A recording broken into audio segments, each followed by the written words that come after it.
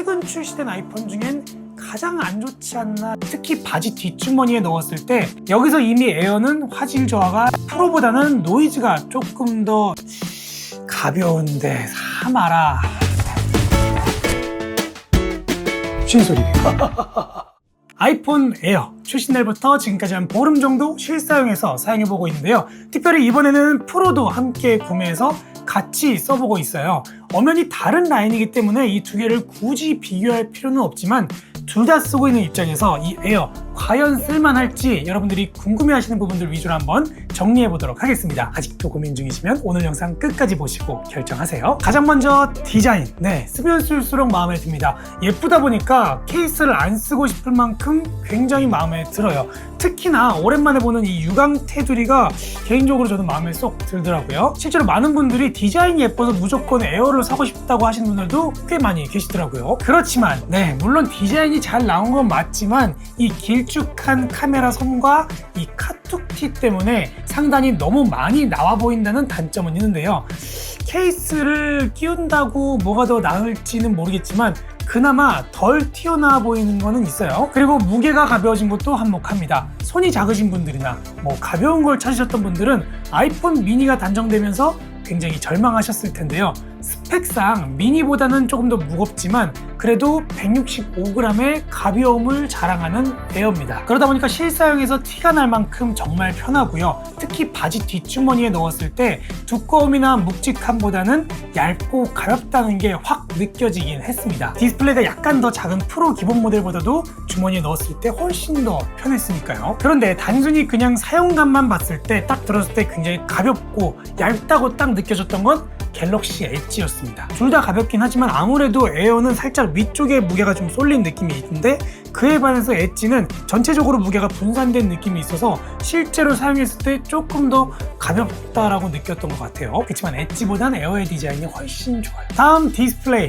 디스플레이는 너무나 마음에 들었습니다. 프로라인과 동일한 3000니트의 최대 밝기와 얇은 베젤에 반사 방지까지 들어가 있어서 디스플레이 사용감은 아주 좋았습니다. 물론 테스트가 끝나고 나면 강화 유리를 이번에 많은 분들이 궁금해하시는 카메라에 대해 말씀을 드릴게요.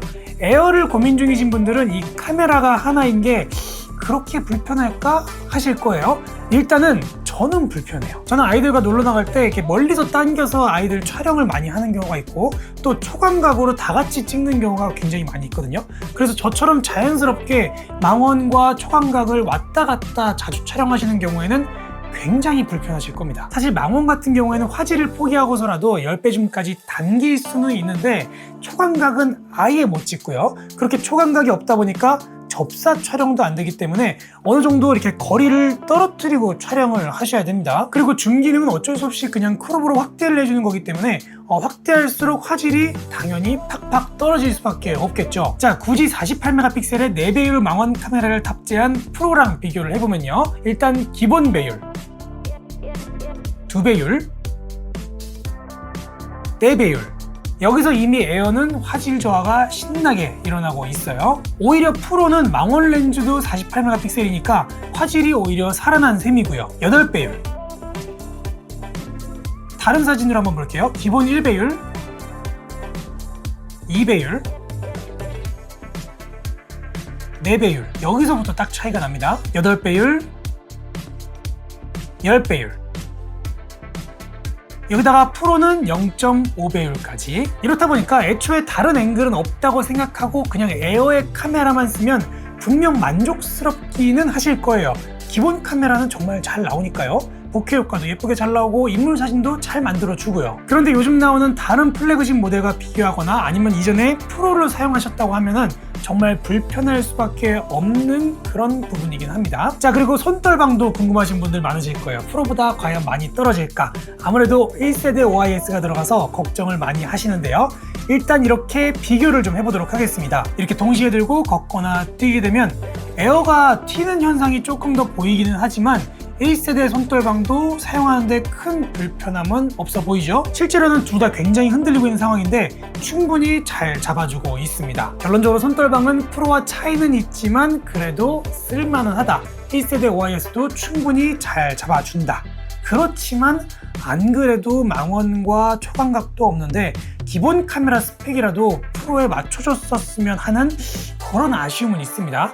그것마저 뺐어야 됐나? 그렇게 어려웠나? 테스트하는 김에 한 가지만 더, 프로랑 저조도 촬영은 어떨까요? 이렇게 같은 상황에서 촬영을 하게 되면 역시나 프로가 조금 더 깨끗하게 촬영되는 걸 볼 수 있었습니다.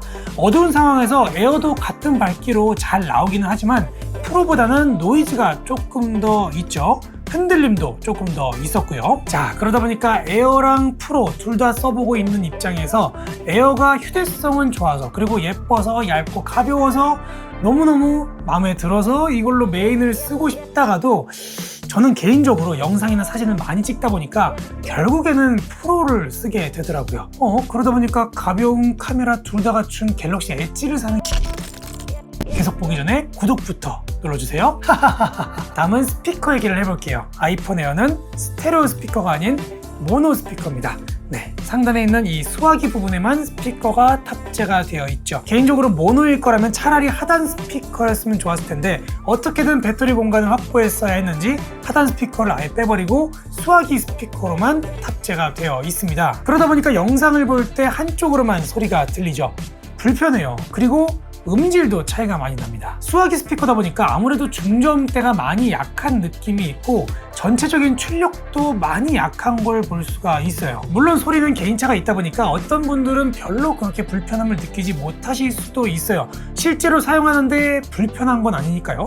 잘 들리고 적당히 커요. 기본적으로 아이폰이니까 당장 그렇게 못 쓸 정도는 아니지만 최근 출시된 아이폰 중엔 가장 안 좋지 않나 싶은 생각이 듭니다. 비교할 건 아니지만 굳이 또 프로와 비교를 해보자면 이렇습니다.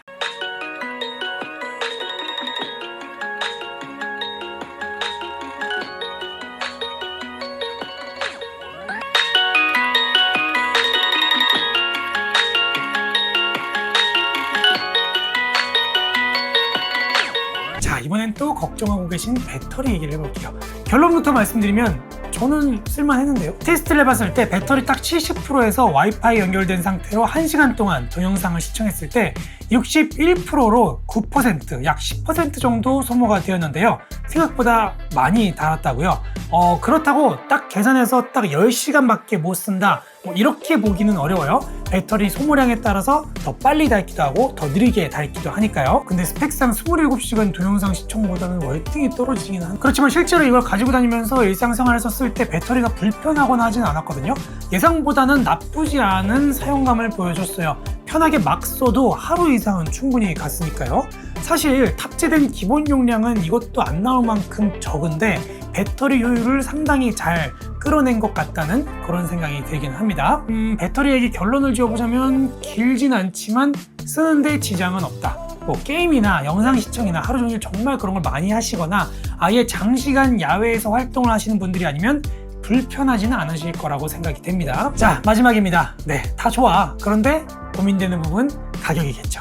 과연 적당한 가격일까? 아이폰 에어 기본가 159만원부터인데요. 새로운 라인이기도 하고 프로보다는 살짝 낮은 스펙이지만 그렇다고 보급형 모델은 또 아닌 그런 모델 치고는 어떻게 보면 적당하다고 볼 수는 있지만 실제 사용감 치고는 역시나 비싼 편이긴 합니다. 이 프로 라인과 단지 20만원 차이밖에 안 나기에는 빠진 게 너무 많아요. 근데 여러분, 사실 이번에 가격을 고민하면서 가성비를 따지자면 이것보다도 30만원이 더 저렴한 기본 모델이 훨씬 낫습니다. 이번에 기본 모델 시장 용량도 업그레이드가 된 데다가 필요한 기능 다 넣어줬고 카메라도 하나가 더 들어있으니까요. 근데 가격은 이것보다 30만원이나 더 저렴하고요. 유일한 단점이 있다면 전작과 너무 똑같은 디자인 재탕이죠. 실제로 이번에 기본 모델이 완전히 매진될 정도로 인기가 많다는 그런 제보도 있고요. 어쨌든 이번에 에어는 확실히 이 돈 주고 살만한 활용성은 아니고요.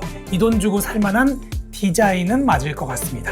어떻게 생각해도 아이폰의 가격은 합리화가 안 되긴 하지만요. 네, 아이폰 에어 여러분들이 보시기엔 어떠신가요? 아직까지 고민 중이신 분들 어떻게 결정하셨나요? 저는 계속해서 써보면서 이슈가 있으면 또 영상 남겨드리도록 하겠습니다.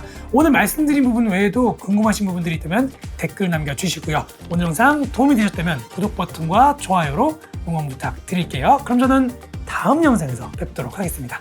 감사합니다. 안녕.